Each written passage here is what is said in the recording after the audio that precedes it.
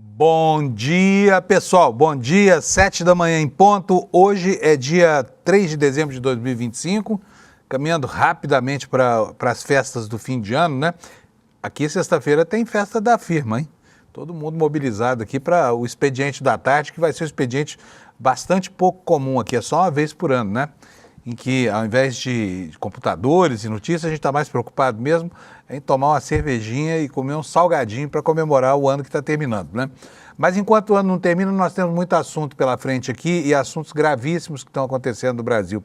Eu vou dizer uma coisa para vocês, às vezes os homens que têm um pingo de consciência, né, do potencial de violência que a estupidez do machismo proporciona, eles se sentem envergonhados de ser homem. É o meu caso, por exemplo. Esses dias, nós tivemos, ao longo da última semana, notícias muito tristes, como o de um sujeito que arrasta uma ex-namorada durante 1 quilômetro, né, que provoca amputação das pernas, que depois se apresenta quando é preso para a polícia e tenta ainda mentir que conhecesse a sua vítima. Nós tivemos vários e vários casos no Brasil que são muito tristes, assim, revelam a toxicidade do machismo estrutural que ainda reina na sociedade. Então, o tema feminicídio é um tema urgente, um tema muito sensível. E ontem ele foi abordado pelo presidente Lula, hoje nós vamos tratar bastante sobre essa história do feminicídio aqui. E vamos tratar também sobre assuntos correlatos. Por exemplo, sobre o que está acontecendo agora na extrema-direita brasileira, onde a Michelle Bolsonaro conseguiu quebrar a perna desse machismo residual lá na seara dela, onde ele é cultuado, inclusive o machismo lá é um valor, não é nada condenável, né? Mas, enfim, a mulher tomou o comando, tomou as rédeas das articulações do PL e derrotou de maneira cabal os filhos de Jair Bolsonaro. Tomou deles, inclusive, a articulação feita lá no Ceará. E ontem publicou um vídeo nas redes sociais destroçando o próprio marido, com declarações de Ciro Gomes contra Bolsonaro. Eu fiz aqui um pupurri daquilo que os melhores momentos das acusações que a Michelle editou e postou nos seus stories ontem à noite, para mostrar para vocês como é que está lá o clima na família Bozo, né? Onde a nossa Evita Peron mostrou que está no jogo e para jogar o jogo, né? Além disso, no Senado, nós tivemos ontem Davi Alcolumbre, num ataque de pelanca lá, mandou adiar a sabatina, agora sem data, do Jorge Messias, o indicado de Lula para suceder Luiz Roberto Barroso, e fez críticas severas ao governo. É um ataque de pelanca porque a prerrogativa de enviar a mensagem ao Senado, coisa que ainda não tinha acontecido, é do presidente da República, né? Artigo 383 do Regimento do Senado e artigo 52, inciso 3º da Constituição Federal. Mas o presidente do Senado acha que agora é ele que manda, que ele é que vai determinar a hora de enviar a mensagem e tudo mais. Mas ontem teve que engolir a primeira derrota. E apresentou isso ao país de uma forma estranha, que nós vamos destrinchar para você entender exatamente o que está acontecendo daqui a pouco com o Kleber Lourenço, que apurou bastante bem essa história e vai nos informar aqui quais são as razões por trás do chilique de Alcolumbre, né? E eu vou colocar uma pergunta para você. Aonde é que isso vai parar, né? Porque o país está sujeito agora aos humores dessa gente estranha que age movida por razões insondáveis, né? Razões que a gente não consegue nem enxergar qual é, tá bom?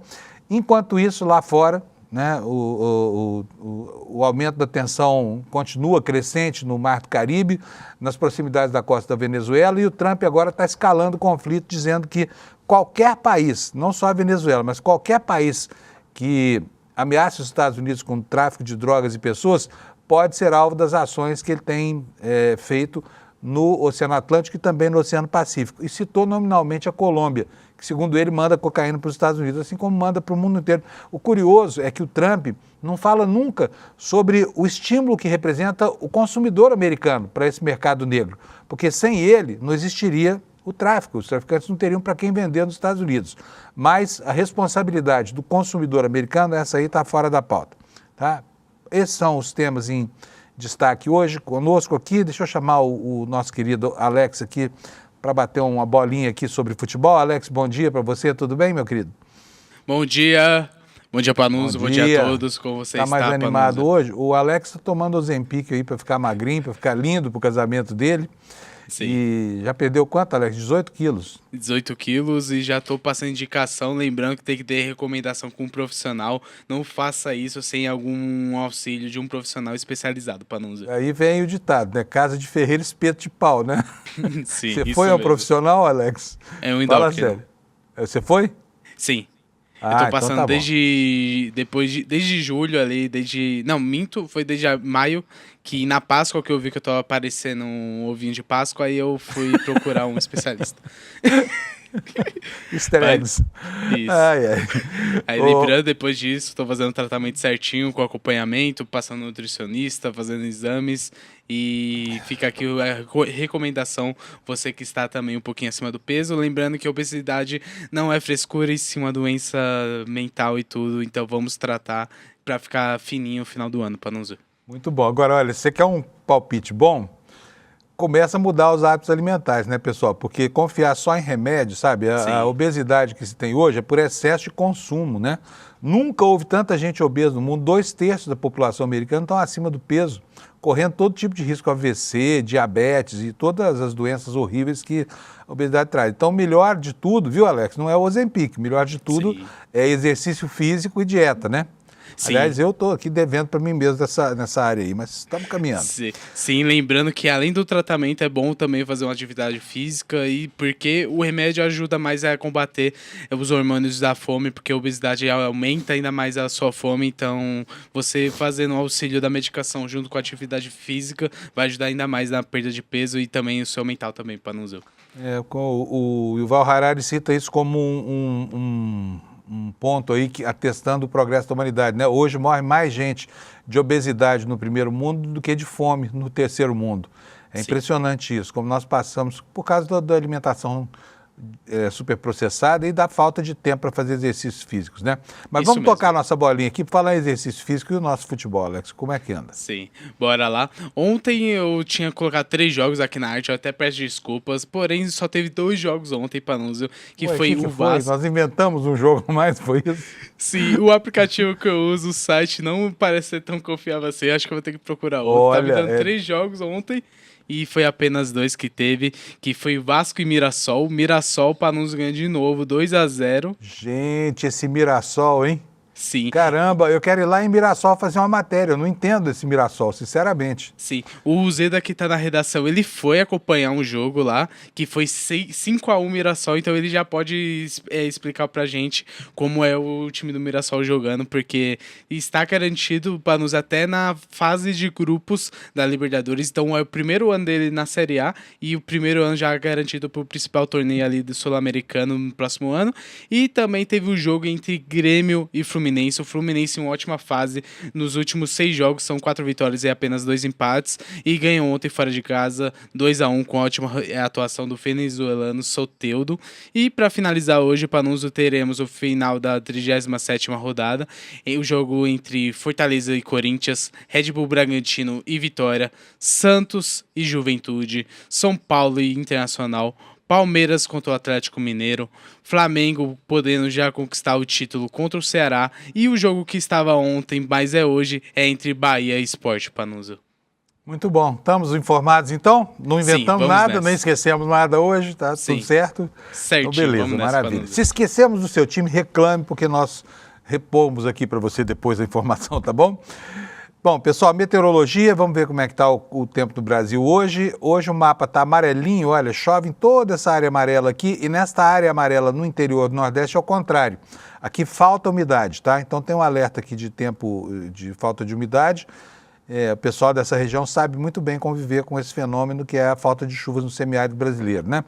Temos aqui, olha, um alerta de chuvas intensas lá no norte, entre o Amazonas e o Pará, e vários outros alertas aqui nessa faixa alaranjada, que se estende desde o interior do estado de Goiás até o litoral do Espírito Santo, e aí desce até o Paraná e ao norte de Santa Catarina, tá? E os alertas aqui são de quê?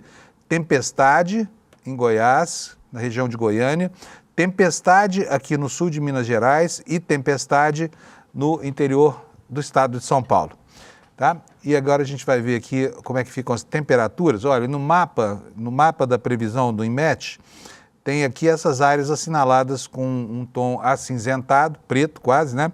Que são as áreas onde deve ter grandes índices de pluviosidade ao longo do dia de hoje, tá bom? Então vamos lá para as temperaturas, começando como sempre por Porto Alegre, onde o dia vai ser quente, vai chegar a 27 graus a temperatura.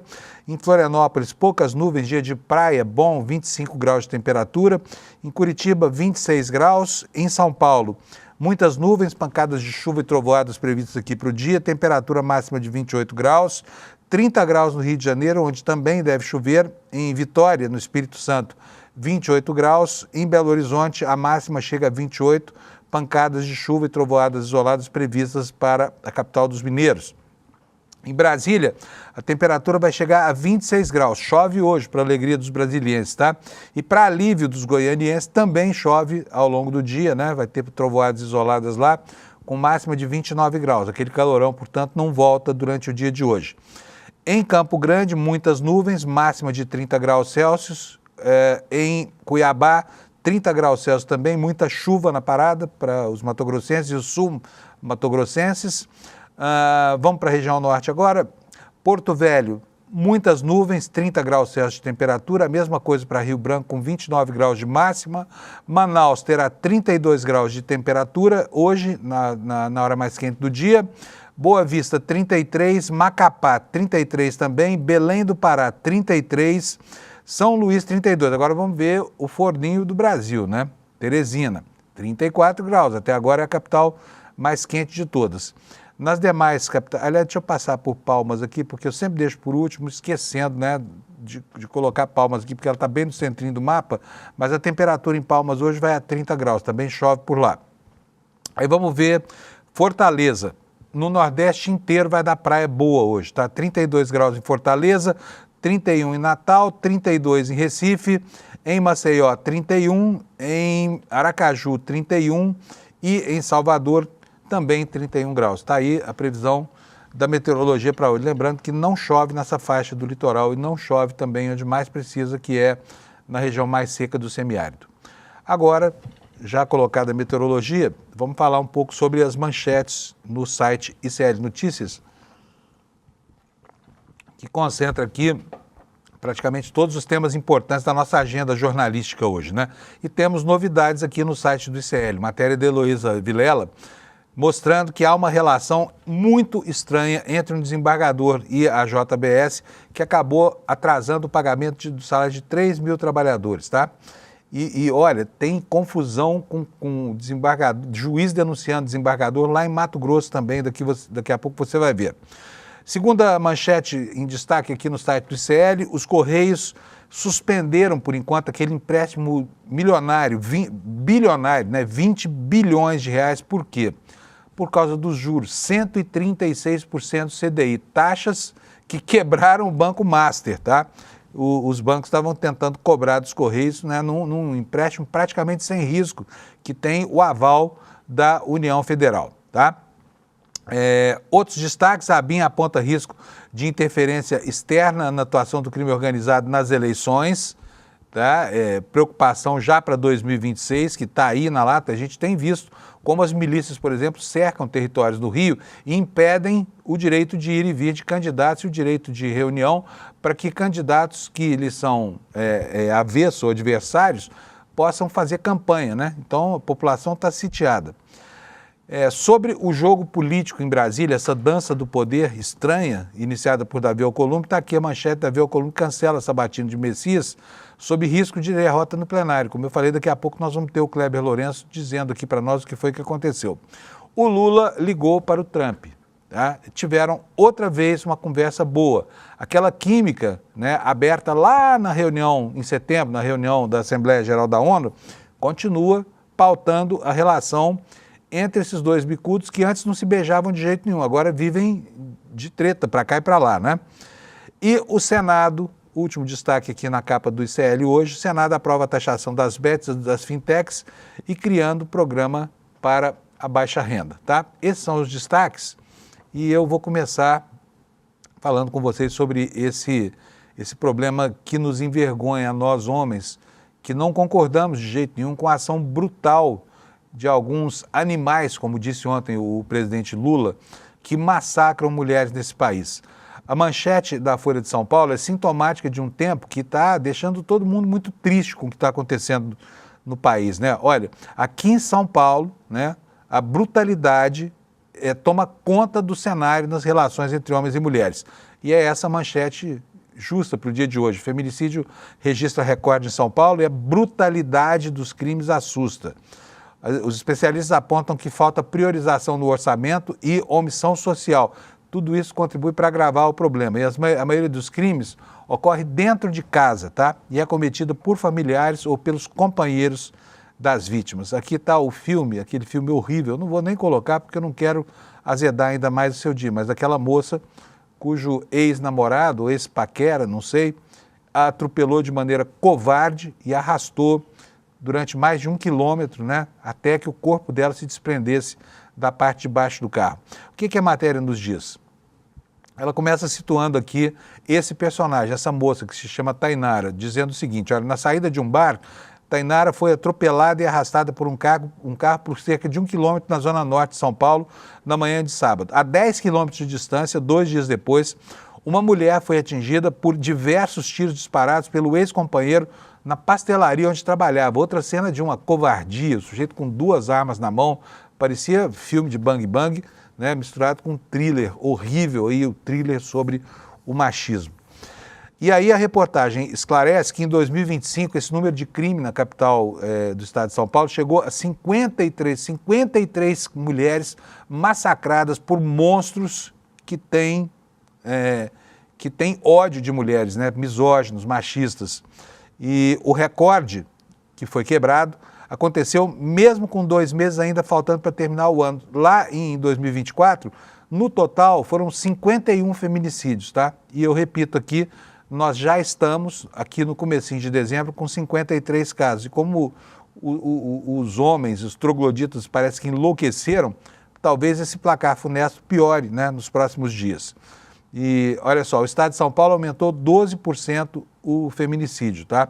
E vem não crescendo. Olha, vocês podem ver que lá em 2016, houve aqui, segundo esse gráfico aqui, que foi compilado pelo UOL, 55 casos, né? Depois passou em 2017 para 98.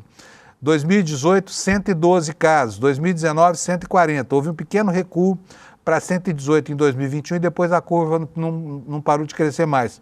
Foram 118 lá, 153 depois, 181, 194 e chegamos agora em 2025 a 207 casos, tá? Que tristeza, né? Então aqui a matéria assinala o seguinte: de acordo com o levantamento do Instituto Sou da Paz, a capital paulista foi o cenário de 1 em cada 4 feminicídios consumados no estado. Na comparação dos 10 primeiros meses de 2025, o mesmo período do ano passado, a alta foi de 23% na cidade de São Paulo. Em relação a 2023, gente, olha que absurdo, 71% de crescimento, 71%. Quer dizer, é quase o dobro, né? O que está acontecendo com os homens desse país? E esse assunto é de uma gravidade tão grande que ontem ele foi objeto de preocupação do presidente Lula, que falou sobre o assunto. Aliás, fez uma manifestação muito emocionada e muito sensível, né? Gostei de ver o Lula abordando o problema do feminicídio. Vou mostrar para vocês a fala do Lula, mas antes eu quero dizer aqui, usando aqui a matéria da Agência Brasil, em que contexto o presidente fez essa manifestação. Está aí na tela para você ler junto comigo. O presidente Luiz Inácio Lula da Silva manifestou-se nesta terça sobre os casos recentes de feminicídios que chocam o país e cobrou dos próprios homens uma resposta para mudar a cultura de violência de gênero que predomina na sociedade. A declaração foi dada durante um evento em Ipojuca, lá em Pernambuco, região metropolitana do Recife, onde ele inaugurava lá obras, lançava obras de expansão da capacidade operacional da refinaria de Abreu e Lima, tá? O presidente disse que a primeira-dama lhe pediu uma luta mais dura para defender o fim da violência dos homens contra as mulheres. Ele citou alguns dos episódios de violência mais trágicos registrados nos últimos dias. O Lula que já disse que ele mesmo, né, vivenciou na sua infância episódios assim. Vamos ver então o que foi que disse o Lula sobre o feminicídio? Alex, roda para mim, por favor, o VT. É preciso que haja um movimento nacional dos homens contra os animais que batem e que maltratam das mulheres, que estupram filha. Nós, homens, aprendemos a nascer ouvindo dos nossos pais: honra a calça que você veste. Nós não temos que honrar a calça que nós vestimos, porque ela não está precisando de honra. O que nós estamos precisando é lição de caráter, de dignidade, de educação, de respeito às nossas companheiras, às mulheres, que se não fosse elas, a gente nem existia. Eu estou no movimento dos homens que vão começar a conscientizar esse país de que um homem não nasceu para bater em mulher, para estuprar criança ou para fazer violência. Quem estiver comigo, levante a mão, por favor, nessa luta. É urgente mesmo, sabe, atacar esse problema. É urgente mostrar o que acontece com esses machões que abusam do uso da força contra as próprias companheiras, né, que subjugam, que submetem, que torturam, que batem, que matam, né? E é preciso despertar para o fato de que as mulheres, elas precisam estar protegidas para que possam se sentir à vontade e denunciar os animais, como disse o Lula, que fazem isso. Bom, vamos mudar de assunto, vamos passar para outra pauta, que é a pauta da política. Lá em Brasília, como vocês sabem, o pau está quebrando na relação entre o Palácio do Planalto e o Senado por causa dos sucessivos ataques de pelanca do Davi Alcolumbre, que agora se acha o rei da Rússia, né, ou o rei da Prússia. Ele que tem tentado estabelecer, ainda não se sabe por quê, porque realmente nesse episódio aqui, numa exceção absoluta à regra, não houve uma cobrança ainda para que a gente pudesse entender qual é a jogada do Alcolumbre. O que o Alcolumbre quer, né? Porque a gente sabe que ele se orienta por uma ação absolutamente fisiológica e centrada na sua própria carreira, lá nos negócios dele lá no Amapá. Mas dessa vez não está claro isso. Então o que o Alcolumbre quer, que ele está criando tanta dificuldade para o governo assim? Por que ele, de repente, de grande aliado, né, de presidente da casa que revisava as bobagens que a Câmara fazia, virou o que ele virou de 2 semanas para cá? Eu vou pedir a ajuda do meu companheiro Kleber Lourenço para que a gente possa tentar entender o que aconteceu ontem. Tudo bem, Kleber? Bom dia para você. Bom dia, Panunzio. Bom dia à comunidade do ICL. Tudo bem?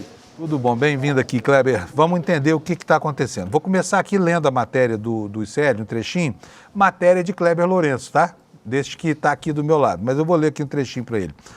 O Davi Alcolumbre decidiu cancelar a sabatina do Jorge Messias prevista para esta quarta-feira, após avaliar que o governo poderia enfrentar uma derrota no plenário caso o nome do advogado-geral da União fosse votado ainda nessa semana. Decisão que desmonta um calendário que ele próprio havia construído, né? Ele fez um comunicado oficial, afirmou que ele e a presidência da CCJ haviam definido as datas de 3 e 10 de dezembro para a primeira leitura da mensagem, que não houve, né, e 10 de dezembro para a sabatina, que também não haverá agora, deve ficar lá para o ano que vem. E, segundo o presidente do Senado, essa definição do calendário segue o padrão adotado em indicações anteriores e tinha como objetivo assegurar o cumprimento dessa atribuição constitucional. Kleber, você me permite, antes de passar a palavra para você, eu quero mostrar a fala do Alcolumbre ontem. Vou pedir para o Alex colocar aqui o vídeo, porque aí fica mais fácil da gente entender. E já antecipo que há 2 versões lá em Brasília, circulando sobre o que motivou o Alcolumbre. Bota para nós, Alex, por favor.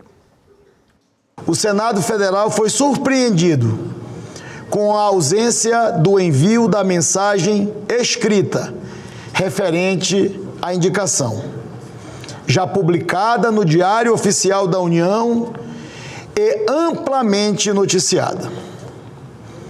Esta omissão de responsabilidade exclusiva do Poder Executivo é grave e sem precedentes. É uma interferência no cronograma da sabatina, prerrogativa do Poder Legislativo. Por fim, para evitar a possível alegação de vício regimental no trâmite da indicação, diante da possibilidade de se realizar a sabatina sem o recebimento formal da mensagem, esta presidência e a Comissão de Constituição e Justiça do Senado Federal determinam o cancelamento do calendário apresentado. Ô Kleber, você sabe que quando ele marcou a data da leitura da mensagem da sabatina, os próceres lá da Globo News falavam assim, não, o que vale é a publicação no Diário Oficial, não é a mensagem. Mas não é o que diz o regimento da Câmara, que daqui a pouquinho a gente vai mostrar para o pessoal aqui. Agora me explica, o que está por trás deste ataque de pelanca do senhor Davi Alcolumbre, Kleber? Olha, Panunzio, até o início da semana, até ontem, inclusive, o Alcolumbre ele comentava com aliados próximos de que não importava, inclusive, a mensagem que precisa ser enviada pelo Palácio do Planalto ao Senado, de que ia seguir com os ritos normalmente, mesmo sem a mensagem, que ia fazer e acontecer. E ontem, ali, subitamente ao longo da tarde, ele desistiu, cancelou a sabatina. Inclusive, Otto Alencar, em entrevista, já disse que assim que o governo enviar a mensagem para o Senado, serão dados mais 15 dias para marcar a sabatina. Então, ainda tem um cronograma ali já meio pré-acordado. Mas acho que a nossa audiência vai lembrar que ontem eu comentei que o Messias já tinha revelado a aliados próximos que tinha alcançado os 41 votos necessários para aprovação do seu nome no plenário. Um dos motivos desse recuo, acho que dá para dizer assim, do Alcolumbre, vem do fato de Messias ter atingido esses votos. E Alcolumbre, em hipótese alguma, poderia, depois de ameaçar fazer e acontecer, e ameaçar o governo o quanto pôde, tomar uma derrota dessas, embarcar por um trem totalmente descarrilhado. O que falam esses aliados de Alcolumbre? Que a ideia agora é fazer esse freio de arrumação com esse cancelamento. Dentro dos próximos dias, Lula vai se encontrar com o Alcolumbre. Muito provavelmente, quando a mensagem do governo for enviada ao Senado e o nome de Messias for votado, ele será aprovado, e aí Alcolumbre poderá falar que foi aprovado após uma conversa com o governo, que o governo meio que indiretamente teve que se submeter aos seus mandos e desmandos, e aí ele não vai ter essa derrota para o seu histórico. E isso é muito importante a gente ressaltar, porque, inclusive, já havia sido sinalizado pelo próprio governo que a mensagem ao Senado seria enviada nos próximos dias ainda essa semana. Então, veja só como é que é. Ele percebeu que ia ter essa votação, que ia ter esse movimento, e ele já cancelou a sabatina ali para conseguir conversar com o governo. Mas, de fato, o que esses aliados de Alcolumbre sustentam ainda é que, sim, o Jorge Messias tem, sim, os votos necessários para aprovação, e o mais importante, que para eles o mais complicado, enquanto não há essa definição e essa conversa com o presidente Lula, entre Lula e Alcolumbre, é essa pressão que a Alcolumbre pode tentar fazer ainda nesse meio tempo para dificultar os trâmites ali para aprovação de Jorge Messias. E aí, agora, o Kleber, pode falar, Panunzio. É o seguinte, o Alcolumbre reclamou ontem, falou, o governo não respeitou o calendário feito pelo próprio Congresso. Agora vamos ver o que diz a legislação. Eu queria mostrar para as pessoas o que rege o funcionamento dessa indicação, para que a gente pudesse entender melhor a dinâmica dessa crise. Então vamos lá. Tudo começa no artigo 52, inciso 3º do caput da Constituição Federal. Ela diz o seguinte, compete privativamente ao Senado Federal, como você está vendo aí, inciso 3º, aprovar previamente por voto secreto, após a arguição pública, a escolha de, entre outros, a linha A, magistrados nos casos estabelecidos nessa Constituição. É o caso dos ministros do Supremo, tá? Agora vamos lá para o que regula o rito dessa nomeação, que é o artigo 383 do Regimento Interno do Senado, que você está vendo aí na sua tela. No caput, ele diz o seguinte, na apreciação do Senado Federal sobre a escolha de autoridades, observar-se-ão as seguintes normas. Inciso 1º, a mensagem que será lida em plenário e encaminhada à comissão competente deverá estar acompanhada de amplos esclarecimentos sobre o candidato e de A, currículo vitae, com as atividades profissionais exercidas pelo indicado, com a relação de publicações e declarações quanto à existência de parentes exercendo cargos na administração pública, com relação à participação a qualquer tempo como sócio de empresas e também da regularidade fiscal no âmbito dos 3 poderes. É o que diz o regimento do Senado. Portanto, Se não recebeu a mensagem, não tenho que marcar a data. Ou está errada essa minha interpretação, que não é só minha, inclusive na advocacia do Senado, há fontes dizendo que realmente o Alcolumbre se precipitou. Na ausência da mensagem, ele marcou 2 compromissos sem poder fazer isso, não é, Kleber? O que me chama a atenção nessa atrapalhada do Alcolumbre é alguém experiente que já passou pela presidência do Senado e tem essa trajetória política nessa Casa Legislativa, cometer um erro tão pueril, de principiante. A gente espera esse tipo de coisa, por exemplo, do Hugo Mota, que dia sim, dia também, comete esse tipo de deslize, se atrapalha em articulação, se enrola com aliados e todo tipo de coisa. Agora, com a Alcolumbre chama a atenção isso.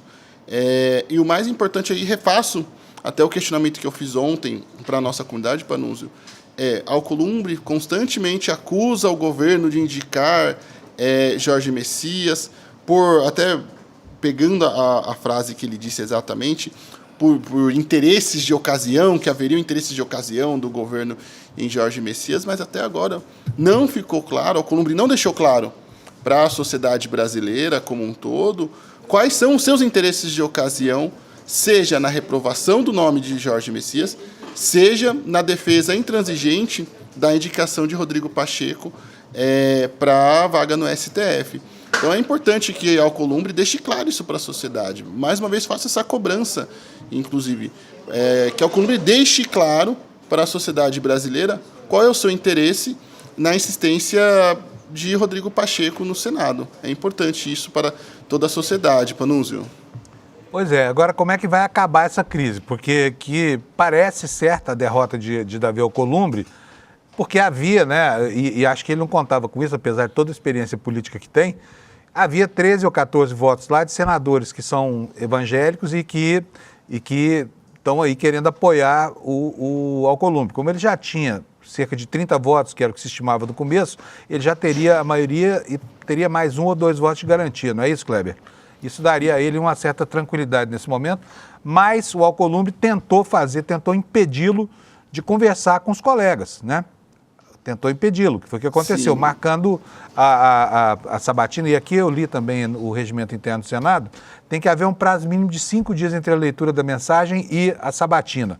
Esse prazo pode ser maior, ele não pode ser menor, mas o Alcolumbre tentou estreitar esse prazo, né? Igual comentei, Otto Alencar já disse que assim que for lida a mensagem e recebida, ele quer marcar ali a sabatina dentro de 15 dias. Se for enviada ainda essa semana, pode ser que ainda possa acontecer a sabatina o quanto antes, até este mês. Se não, provavelmente ficaria para o ano que vem.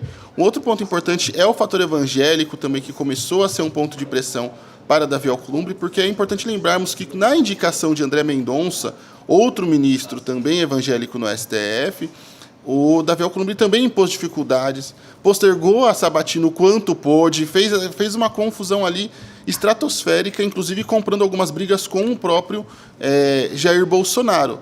Tudo para, no fim, ele também ser derrotado e o nome de André Mendonça ser aprovado. Então, tem esse histórico de, mais uma vez, ele tentar se impor e opor à indicação de um nome e a ele ser derrotado novamente.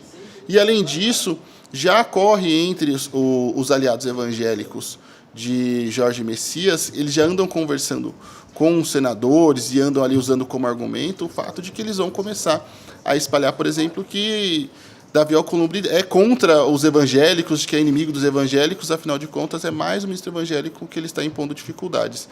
Lembrando que as duas indicações anteriores também do Lula correram com tranquilidade sob a gestão de Rodrigo Pacheco e agora com o evangélico Jorge Messias e Davi Alcolumbre na presidência do Senado, temos essa dificuldade toda, essa crispação para aprovação.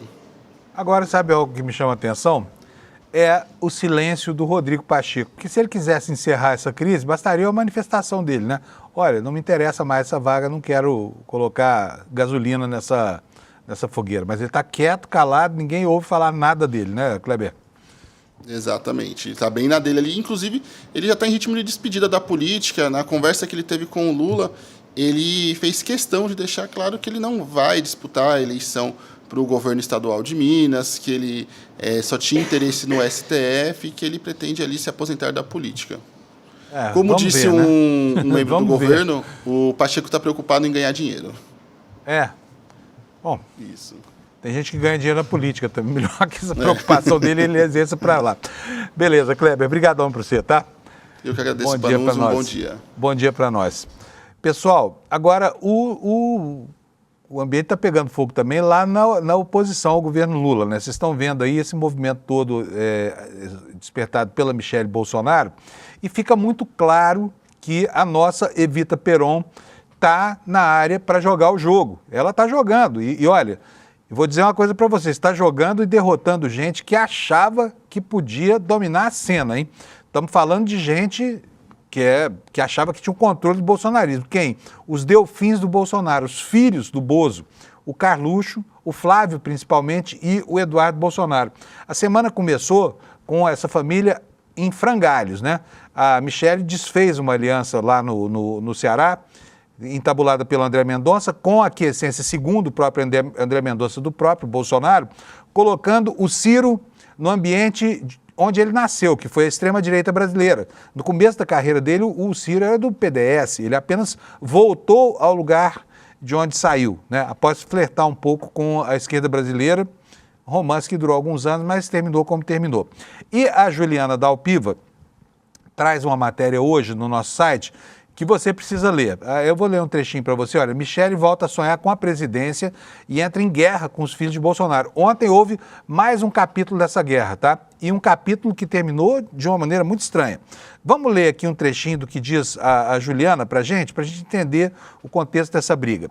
A ex-primeira-dama Michelle Bolsonaro entrou em guerra com o senador Flávio Bolsonaro e os demais filhos do ex-presidente na disputa por quem representa esse clã, agora que Jair está preso na superintendência da PF devido à condenação no processo da trama golpista. Interlocutores da família avaliaram que, apesar do veto de Bolsonaro à candidatura de Michelle à presidência da República, ela teria mantido viagens e eventos nos últimos meses, criado uma agenda própria e ainda sonhando com a possibilidade de disputar esse cargo em 2026. O comportamento, porém, foi identificado, a pretensão dela foi notada pela família e ela passou a sofrer retaliações. Quero chamar a atenção para vocês, já que o tema do dia hoje está muito entrelaçado com a questão do machismo. Nós vimos um fenômeno na extrema-direita brasileira curioso, porque eles aprenderam, por exemplo, a falar sobre direitos humanos, né? Os defensores dos torturadores, dos brilhantes ustras da vida, passaram a falar sobre direitos humanos assim que a cadeia entrou no horizonte dessa gente, dos militares e do próprio Bolsonaro. Quem sabe se a Michelle, que é antifeminista, não passa a enxergar também a importância da afirmação feminina, né? Que é o exercício que ela, aliás, está fazendo agora. Então, de fato, ontem eles se reuniram, conversaram. O Flávio Bolsonaro falou que foi uma conversa entre adultos, deve ter quebrado um pau magnífico nessa conversa. E o Flávio saiu de lá muito aborrecidinho, saiu de lá aborrecido, se referiu a Michelle de uma maneira respeitosa, mas meio desairosa. E vocês vão ver o que foi que ele falou, porque eu vou pedir para o Alex mostrar para a gente a fala do Flávio ao final disso aí. Não repara na legenda que você vai ver, não, porque esse material foi distribuído pelo Twitter do Flávio Bolsonaro, então é uma reprodução de lá. Vamos mostrar o que foi que o Flávio disse sobre essa conversa de gente grande com a Michelle Bolsonaro. Roda para nós, por favor, Alex. E acabamos de ter uma conversa muito boa aqui no PL, junto com o presidente Valdemar, junto com a nossa liderança feminina nacional, a Michelle Bolsonaro. Ficou bem claro que, na verdade, o que a gente identifica foi um ruído de comunicação com a Michelle falando com o coração, com a autoridade que ela tem, com a verdade que ela carrega nas palavras em cada evento que ela vai, sendo exemplo para milhões de mulheres em todo o Brasil. E do outro lado, a nossa maior liderança no Ceará, o André Fernandes. E agora já conversamos, resolvemos, não vai acontecer novamente, a gente vai cada vez mais tomar o cuidado de fazer as nossas composições, sempre ouvindo quem são nossas referências nos estados, e o André vai continuar seguindo, André, nesse trabalho de buscar ali a melhor composição, para que a gente consiga lá no Ceará ter um desempenho melhor. E lá no Ceará a gente quer continuar contando muito com a sua força, com a sua inteligência, com a sua maturidade, para que a gente possa fazer a coisa correta. Vocês viram, o André Fernandes estava do lado dele, né? E ele falando do André Fernandes assim, ele vai continuar buscando a melhor aliança, quer dizer, essa aliança aí está condenada. Aí vocês acham que isso pacificou a coisa? Ficou tudo tranquilinho lá no âmbito da família, lá nessa reunião com o PL, Valdemar da Costa Neto, André Fernandes e os machões, os delfins, os varões contra a varoa, né? Eles chamam ela de varoa. E não aconteceu nada disso. Sabe o que aconteceu? A Michelle saiu de lá e botou no Instagram dela uma sequência de vídeos do Ciro Gomes destruindo o Bolsonaro. 7 minutos de pancadaria pura. Que significa o seguinte, ela saiu de lá para destruir qualquer chance de materialização dessa aliança com o Ciro Gomes lá no Ceará e se impondo como articuladora do partido, porque ela impediu essa aliança, tá? Vamos ver, agora eu separei aqui, fiz um pupurri para vocês dos melhores momentos e aqui já ressalto para vocês que é impossível a gente não ver isso com a curiosidade que o assunto suscita, mas também não dá razão ao Ciro Gomes, nesse caso, né? Apesar de, enfim, é só nesse caso, mas ainda assim vocês vão ver por quê, vão entender já. Roda para nós, por favor, Alex, o vídeo. Não tinha nada, era um picareta do baixo clero que roubava dinheiro na gasolina. Eu fui colega dele lá na Câmara, sabe? Roubava dinheiro da gasolina, roubava dinheiro de funcionário fantasma, um picareta dos últimos níveis que existia na Câmara Federal. Porque ele é um imbecil imitador do Trump. Sabe? Piorado, né? Mas muito piorado, porque ele é um grosseiro imbecil. Ele é mais burro um pouco. É muito mais burro. Muito mais, tá? Muito Talvez. mais, mas muito mais. O Bolsonaro... É sério, o Bolsonaro... os dois falam, beleza, é parecido Bolsonaro com é quase um idiota. Eu tô te dizendo, eu conheço ele de perto. Vocês são os filhos do Bolsonaro, esse bando de picareta da rachadinha, que inventaram isso. O Flávio comprou uma mansão de 6 milhões de reais em Brasília, é um ladrão. Muito esquisito isso aí. Esquisito sou eu. Ele é ladrão. O Bolsonaro é ladrão, os filhos são ladrões, as ex-mulheres tudo ladras. O Bolsonaro só é valente até a hora que a gente encara ele. Eu conheço o Bolsonaro, isso é um frouxo de longa data.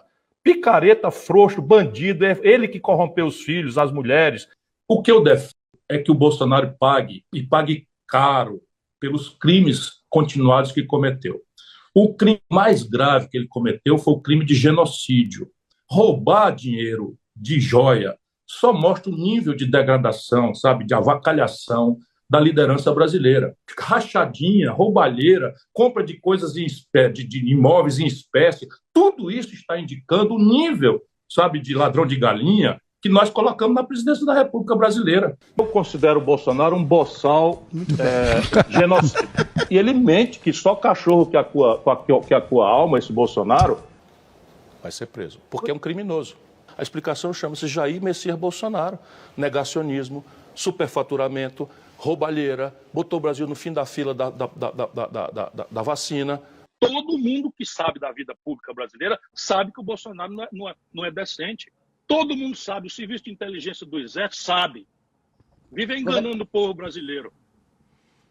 Pois é, repetindo para você aqui que pegou o carro já andando, isso está nos stories da Michelle Bolsonaro. Pode abrir lá o Instagram, bota lá Michelle Bolsonaro, você vai ver uma sequência de 7 minutos e tanto, né? Eu vou falar uma palavra aqui estranha, de vitupério. Ela tirou será? Nos stories ela tirou? Bom, de madrugada, a hora que eu acordei, estava lá ainda. Agora o Alex está me dizendo que ela tirou. Em todo caso, eu fiz uma cópia aqui, depois eu boto para você na internet, para que vocês vejam, né, a maneira destrutiva com que ela atuou nesse episódio aí, detonando para valer. Agora, eu não ouvi até agora o Ciro Gomes. Cadê o Ciro que não fala nada, né? Muito provavelmente essa aliança aí está completamente detonada, vai ser muito difícil explicar para o eleitor do Ceará como é que o Ciro, que dizia tudo isso sobre o Bolsonaro, de repente aparece ao lado do André Fernandes, né, do capitão Wagner, que são pessoas que se julgava que estivessem do outro lado do espectro ideológico. Mas não, agora é tudo uma coisa só, e em todo caso vai ser muito difícil para o Ciro esse reingresso na extrema-direita brasileira, né? Mas aí é problema dele, vocês concordam? Bom, gente, vamos falar sobre Lula e Trump. O Lula ontem ligou para o Trump. Tinha vários assuntos para tratar com ele e tratou de todos os assuntos. Inclusive falou da Venezuela, mais uma vez ele se dispôs a atuar como mediador, mas falou também sobre as tarifas que ainda vigoram para boa parte dos produtos exportados pelo Brasil e muitas outras coisas.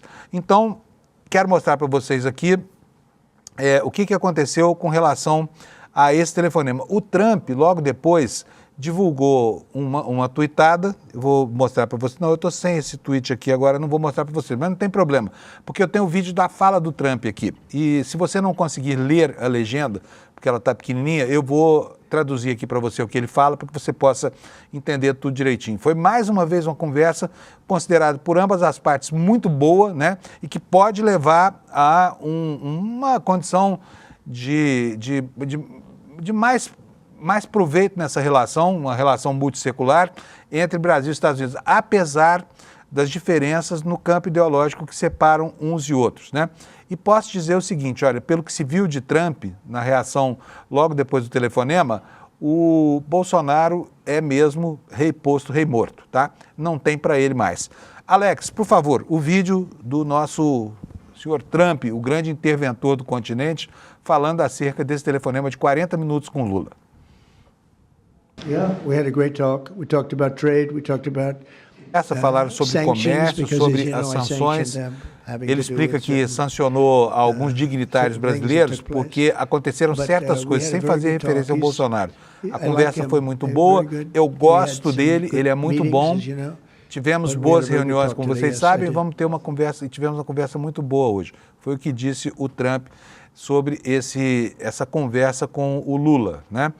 E então está aí, a relação entre Brasil e Estados Unidos segue num processo de melhora, isso a despeito do aquecimento do clima na geopolítica continental, porque, como se sabe, o cerco do Trump aos supostos traficantes já colocou um outro país no alvo das ações americanas, que foi a Colômbia, país com quem, historicamente, os Estados Unidos sempre tiveram uma boa relação, né?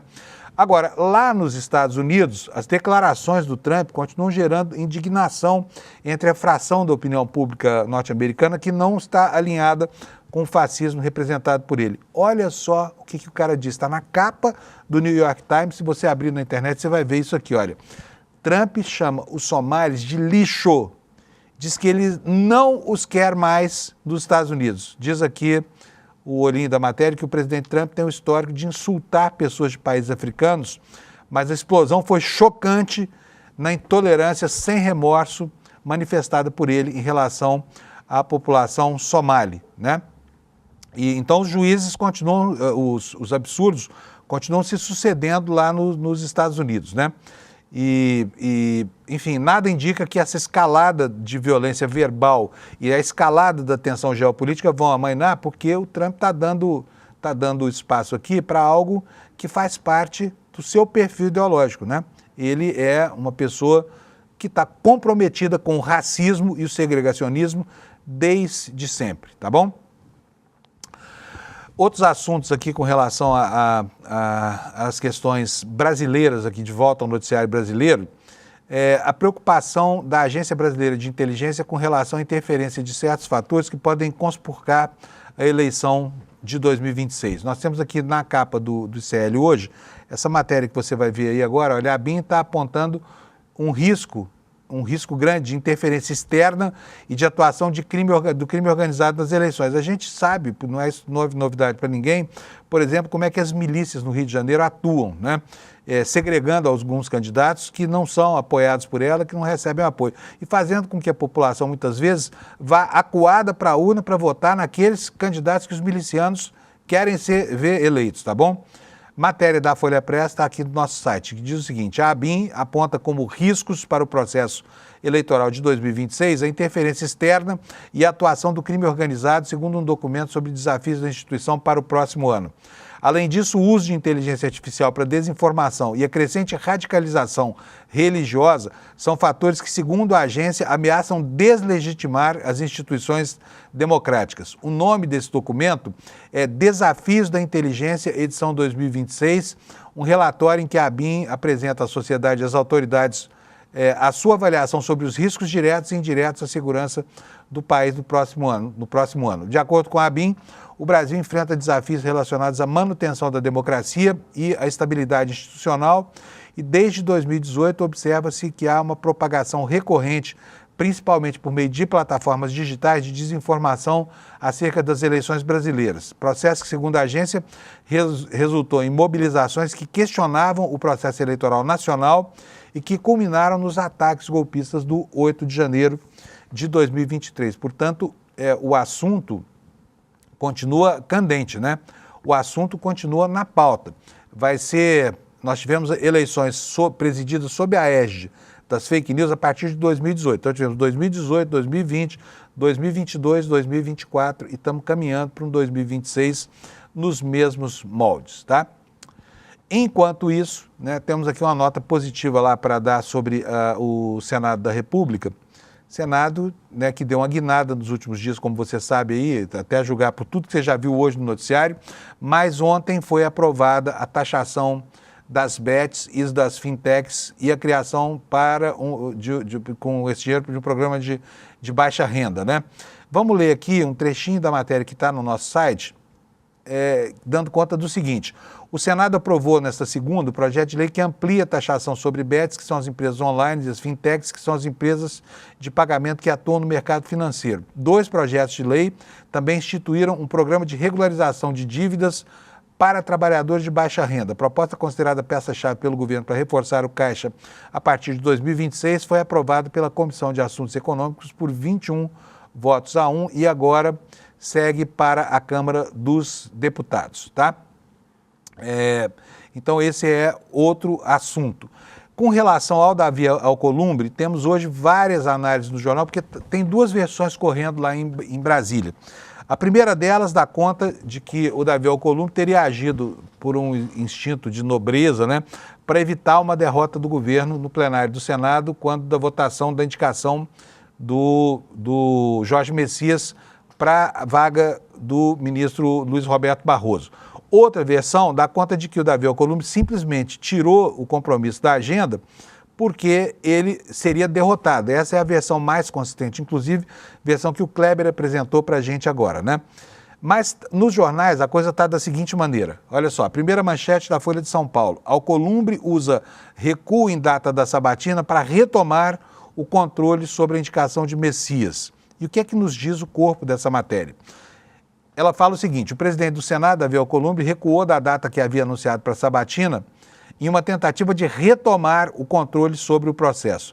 Até poucos dias atrás, Alcolumbre queria avançar com a avaliação do postulante ao STF, mesmo sem o governo ter enviado os documentos necessários para oficializar a indicação, mas não teve apoio suficiente na casa e aí foi obrigado a recuar da ideia. Os ministros do Supremo são indicados pelo presidente da República, mas só assumem o cargo, lembra o jornal, depois da sabatina e tem que ter a aprovação de 41 dos 81 senadores, que é metade mais um. A data anunciada por Alcolumbre antes de o governo enviar a papelada deu a Lula o poder de manter ou de cancelar a sabatina conforme a sua conveniência. Como o indicado sofre resistência dos senadores, o presidente da República poderia simplesmente não enviar a mensagem, viabilizando ele mesmo a sabatina, que foi o que acabou ocorrendo, né? A avaliação predominante no Senado é de que, com o cancelamento, isso acaba zerando o jogo. Por quê? Porque a tramitação, que ainda depende de Lula enviar a mensagem, abre prazo para que os bicudos que não estão se beijando possam finalmente negociar. E aí o presidente do Senado ganha, adicionalmente, um discurso e o respaldo entre os aliados para postergar a sabatina, caso ache isso necessário. Então, com o cancelamento, por falta de um ato do governo, o Alcolumbre está protegido contra críticas para uma eventual demora. E aí vem aqui a apuração da Folha. Ela afirma o seguinte: o presidente do Senado chegou a dizer a colega de plenário ontem, em tom de piada, que realizaria a sabatina só em novembro do ano que vem, depois da eleição do Lula, para escolher, né, o novo mandatário do país. Ele pode fazer isso se quiser, tá? Porque o regimento do Senado fala em 5 dias. Agora, vamos raciocinar aqui. Raciocina comigo. Qual a razão por trás dessa história toda? O que está por trás dessa birra do Alcolumbre? Por que tanta fúria contra o Palácio do Planalto? O que está acontecendo que o Davi Alcolumbre de repente se transformou no grande verdugo do governo federal? Se você souber, me dá uma dica aí, porque até agora ele só foi aquinhoado com coisas que lhe interessavam.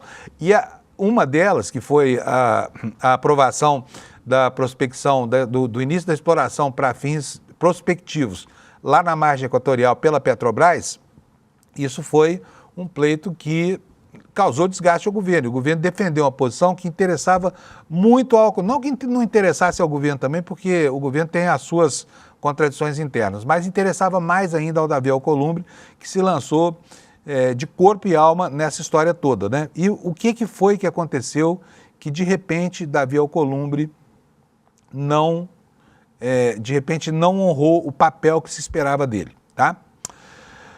Vou voltar aqui ao noticiário internacional, nós temos alguns minutinhos aqui, e ontem a gente já viu que o Trump chamou os somalis de lixo, né, com toda a sua carga de preconceitos, mas não foi só isso, tá? Os Estados Unidos também suspenderam todas as solicitações de imigração de 19 países do planeta. Tá? A matéria que está aqui na capa do G1 está também nos jornais norte-americanos, mas eu vou ler daqui para você tomar conhecimento do que aconteceu.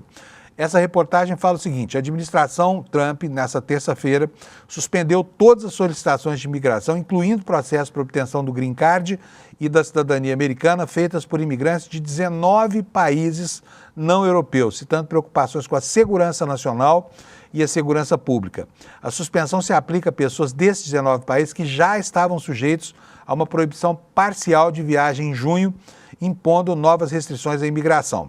A lista inclui países como, por exemplo, Afeganistão e a Somália, né, da qual o presidente reclamou explicitamente ontem nos jornais, como eu disse, com toda a sua carga de preconceitos e de racismo mesmo, escrachado.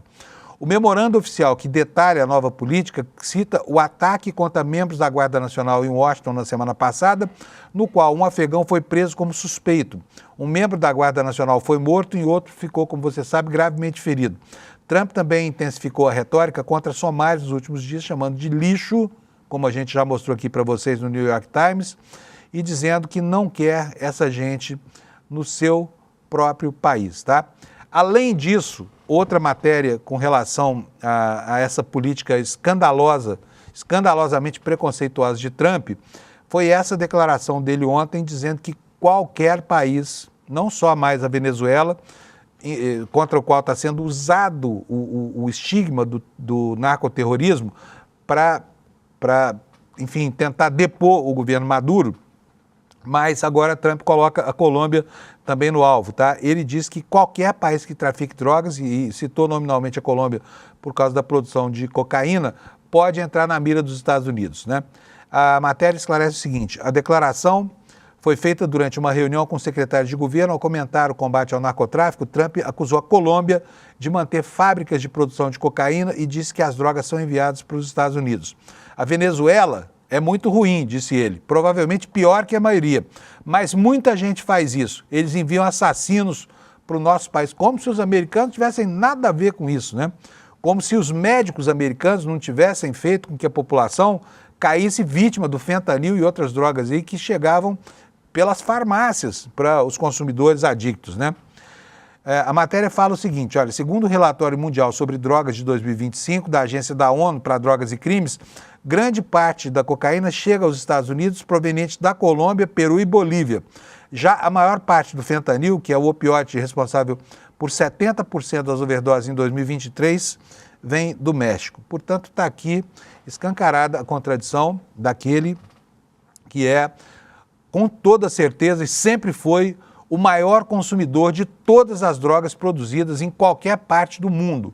E a população americana passa ao largo dessa discussão, como se tratar o dependente, tratar o doente e aplicar políticas internas para mitigar o problema não fosse também parte da solução. A solução é só massacrar o camponês pobre que, na ausência de outro ativo ou de outra condição para produzir commodities, ou seja lá o que for, na América do Sul, acabam caindo nas malhas do tráfico internacional e produzindo a folha de coca, tá bom?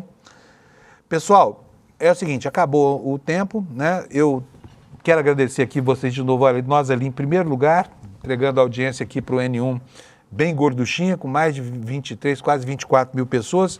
Então quero agradecer que você está nos assistindo e aproveitar a sua presença e nesses segundinhos finais, chamar a atenção de vocês para as matrículas que estão abertas aqui na nossa pós-graduação, tá bom? No curso de Teoria Crítica da Sociedade.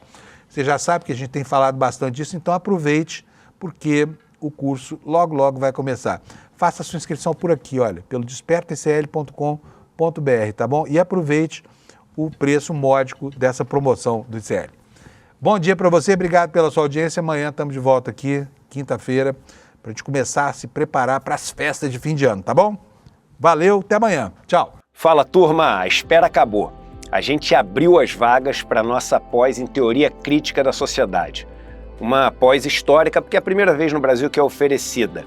E uma pós também muito especial, porque é feita em parceria do ICL com a FESP São Paulo, uma das instituições de maior prestígio no Brasil. A gente tem um número limitado de vagas numa condição super especial, que foi o lançamento dessa pós. Já tem muita gente que se inscreveu, literalmente milhares de pessoas, e essas vagas na condição especial elas estão acabando. Mas eu estou gravando esse vídeo exatamente para alertar vocês que querem participar dessa pós e não querem perder a condição especial.